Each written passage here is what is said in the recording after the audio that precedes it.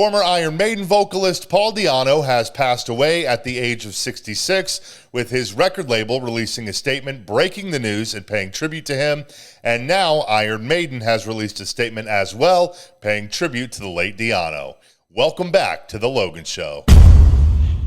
On Monday morning, Paul's label Conquest Music released a statement announcing that Di'Anno had passed away, saying, "On behalf of his family, Conquest Music are sad to confirm the death of Paul Andrews, professionally known as Paul Di'Anno. Paul passed away at his home in Salisbury at the age of 66. Born in Chingford, East London on May 17, 1958, Paul first came to prominence as lead singer of English heavy metal band Iron Maiden between 1978 and 1981. He sang on their groundbreaking debut album Iron Maiden and the influential follow-up release Killers. Since leaving Iron Maiden, Paul Di'Anno had a long and eventful recording career with Battlezone and Killers, as well as numerous solo releases and guest appearances. Despite being troubled by severe health issues in recent years that restricted him to performing in a wheelchair, Paul continued to entertain his fans around the world, racking up well over 100 shows since 2023. His first career retrospective album, The Book of the Beast, was released in September 2024 and featured highlights of his recordings since leaving Iron Maiden. Conquest Music are proud to have had Paul Di'Anno in our artist family and ask his legion of fans to raise a glass in his memory." And then shortly after the news broke and that statement was made by Conquest Music,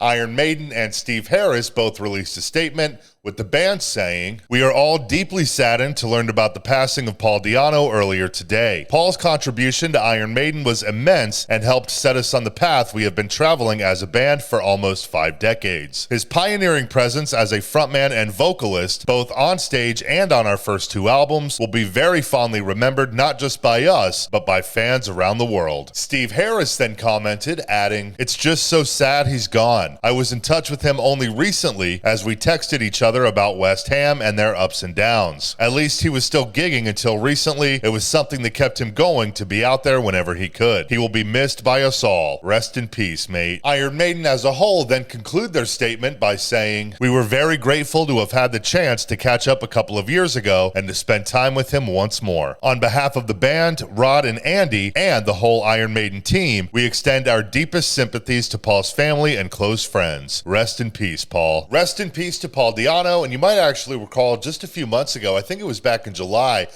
Bruce Dickinson was out on tour supporting his new solo album, The Mandrake Project, which, by the way, if you haven't heard it, it's a great album. But anyways, Bruce was on tour in Croatia, and Paul Di'Anno had actually been in Croatia at the same time.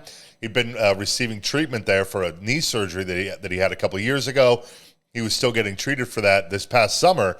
And so when Bruce was there on tour, it was arranged, I think, by Paul's manager, who that guy's also written a number of Maiden-related books. He set up the meeting, I believe, between the two. They got to meet for the first time. Paul also recently connected with Steve Harris after many, many years. I think those two just got reconnected maybe a few years ago after not speaking to each other for decades, possibly since Di'Anno left the band in the 80s. I'm not quite sure on the timeline of that, but nonetheless, so great that the two camps could mend fences before Di'Anno's passing. Di'Anno is also now the second member from the lineup from the first 2 Iron Maiden albums, the self-titled and Killers, to have passed away alongside drummer Clive Burr. He passed away back in 2013 due to complications from MS. So just crazy, as these guys get older, it just feels like this kind of news is happening all too often. A lot of these legacy acts, these guys are in their 60s, 70s, some are even up in their 80s. So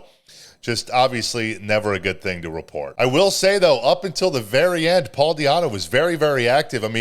He's been performing in a wheelchair for a few years now, but even with the wheelchair, he's been traveling all over the world and touring and doing these live performances. And he was actually just supposed to start a headline tour in just about 10 days. It's going to start on Halloween night over in the UK. It's just, crazy timing. But really, above that, crazy, again, with the condition that he was in and the issues that he had, that he was still out there and just fucking kicking ass, man. It's crazy. And I think, playing is probably a lot of what kept him going all this time. So awful, awful news. Those first 2 Maiden records, the self-titled and Killers, just absolutely fucking phenomenal. you know, if you only know the Bruce Dickinson stuff, you definitely owe it to yourself to go back, listen to those first 2 albums with Paul Di'Anno. Just some incredible work. Just awful, awful news. So rest in peace, Paul Di'Anno.